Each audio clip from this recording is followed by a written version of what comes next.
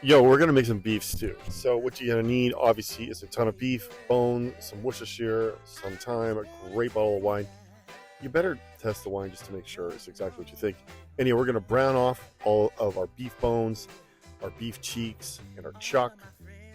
While that's browning, let's dice up some French shallots and some garlic.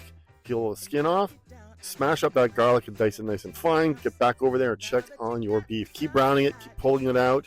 Just brown it in a little bit of olive oil or some beef tallow. Peel your carrots, get those set aside. Peel all of your potatoes, also get those set aside. Really get out all the little nubs out of those potatoes, because you don't want those. Start browning off the shallots and the garlic. You can actually add the garlic a little later. I put it in too soon. It started to brown a bit, so I started really picking up the pace with some tomato paste and a half a bottle of that wine. Yeah, just finish the whole thing off, pot in. Yeah, let that come to a boil. Keep stirring it in, working in the paste. What you want to do is sort of let a lot of that alcohol boil off. And then we're just going to add all of the beef back in. The bones, the chuck, your beef cheeks. I also use some shanks. Cut all the meat off the shanks first, cubed it. Again, toss it in the flour with everything else. And threw the bones back in there. Ladle over your beef stock, get it right up to the edge. We're going to bring that to a boil. Throw in a couple of bay leaves and get back to work on the rest of our vegetables.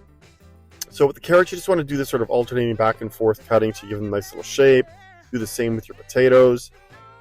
Just set those aside. Bring your stew up to a boil. Throw in the carrots. Get a lid on that. And you know what, buddy?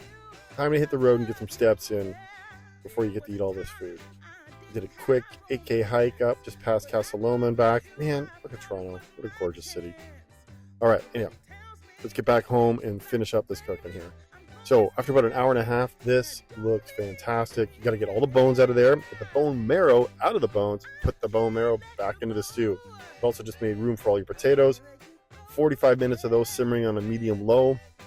You're going to get a nice sort of starchy addition to your stew. Man, you are ready to go. A little flaky sea salt on top. You got a happy family, some nice crusty bread you want to serve with that. Man, this was a great night. Anyhow, the recipe is coming on Wednesday. Sign up on the Substack.